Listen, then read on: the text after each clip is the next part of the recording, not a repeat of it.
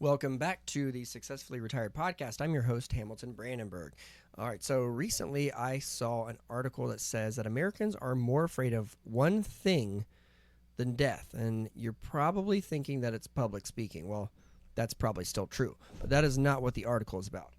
The article says that Americans are more afraid of going broke in retirement than death. That's a scary thought.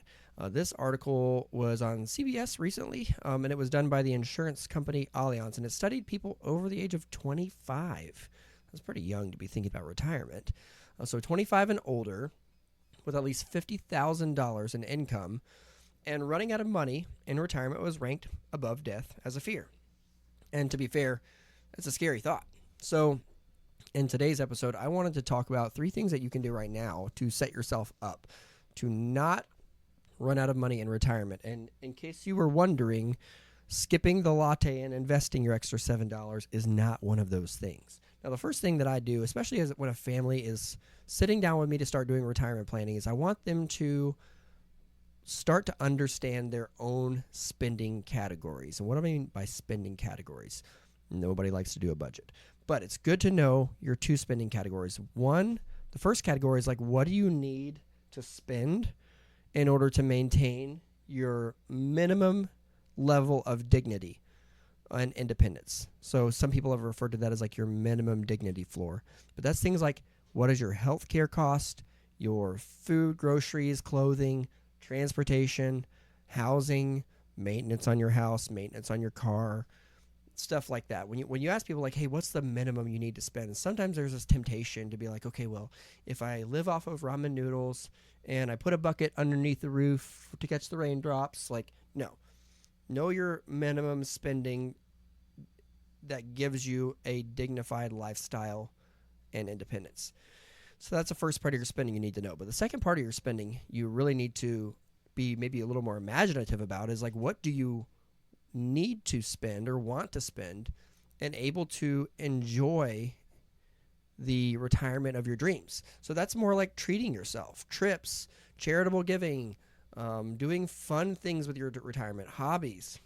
Now, I would say in one of the universe's cruelest ironies, people who are really good savers, especially that have like built a lot of wealth through like just saving and investing in their 401k and stuff, a lot of times, in my experience, they have a really hard time with thinking about how much should I spend on fun, because they've spent their whole life putting money in. So taking extra money out just for trips and vacation and frivolous things and hobbies, that can be like, it feels counterintuitive. So I like to, if you're having a hard time thinking about like, what activities would I want to do for fun in retirement and how much do they cost, and you're not really giving yourself permission to spend even mentally, I would frame the question this way.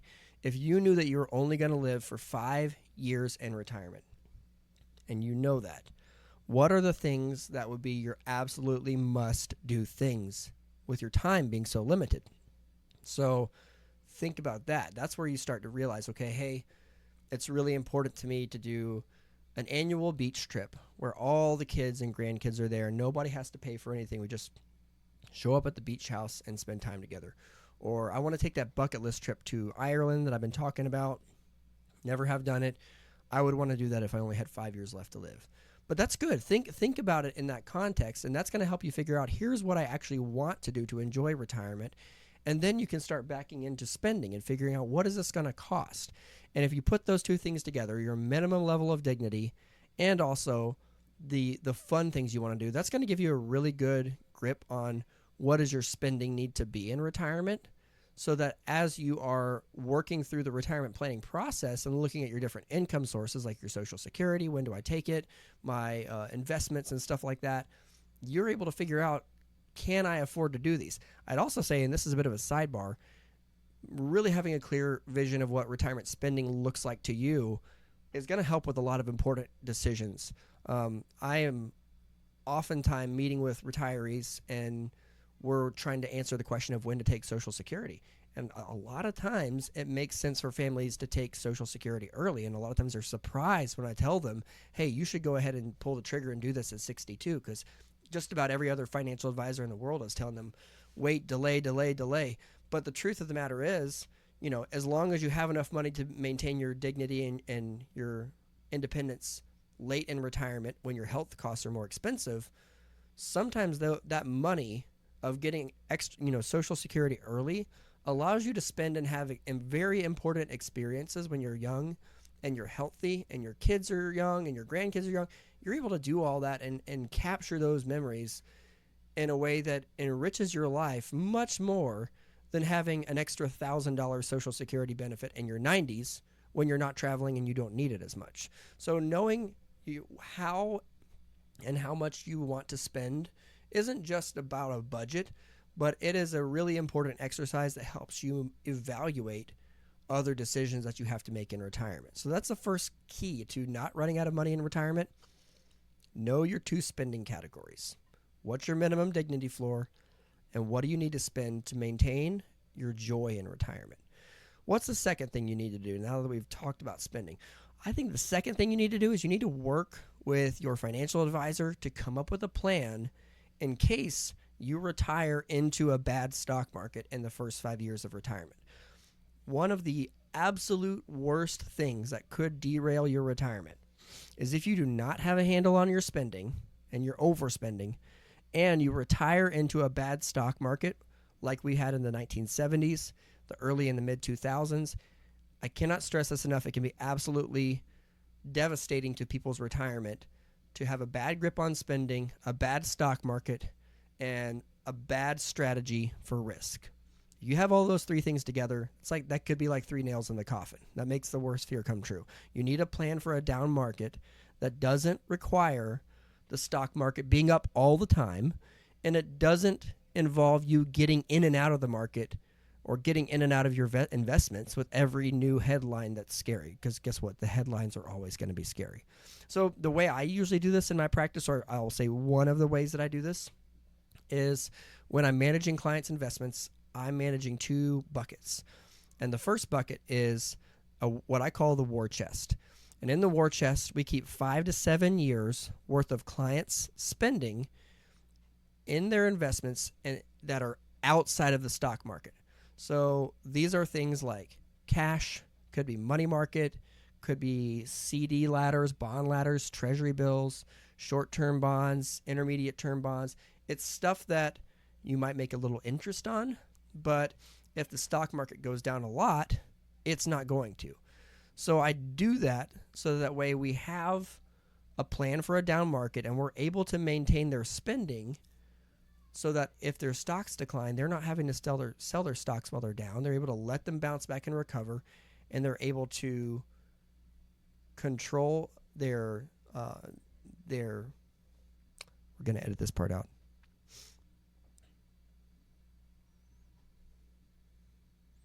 They're able to maintain their spending, stay on track for retirement, and let their growth investments bounce back. What's the third thing? So the third thing that I would say you should do to help make sure you do not run out of money in retirement, besides knowing your spending and besides having a plan for the down market, is you need to have a plan for inflation. If you retire at 65 years old, there's a good chance that either you or your spouse will live to the age of 95. Now that means you have as much time until the end of your retirement as I do until the beginning of mine. Okay, I'm 34 years old. So I've got 31 years until I'm 65. So everybody would know, of course, Hamilton, you need to be buying growth investments because you have 30 years until then. You need that money to grow. Well, a 65-year-old retiring today needs some of their money to be growing as well.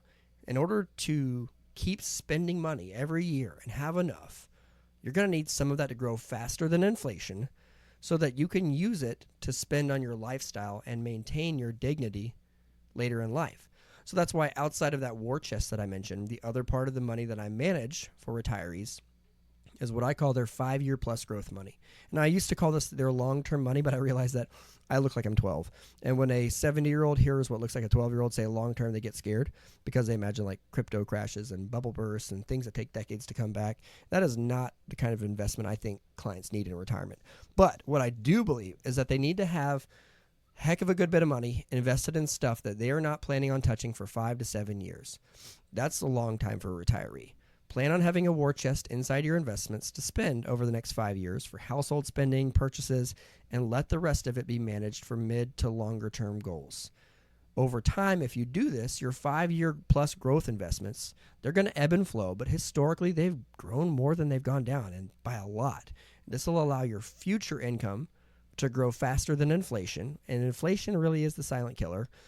And then if the stock market is irrational between now and then, you've got a war chest with plenty of money outside the market, and that's going to allow you to maintain your spending and your lifestyle while your 5-year plus growth investments are bouncing back.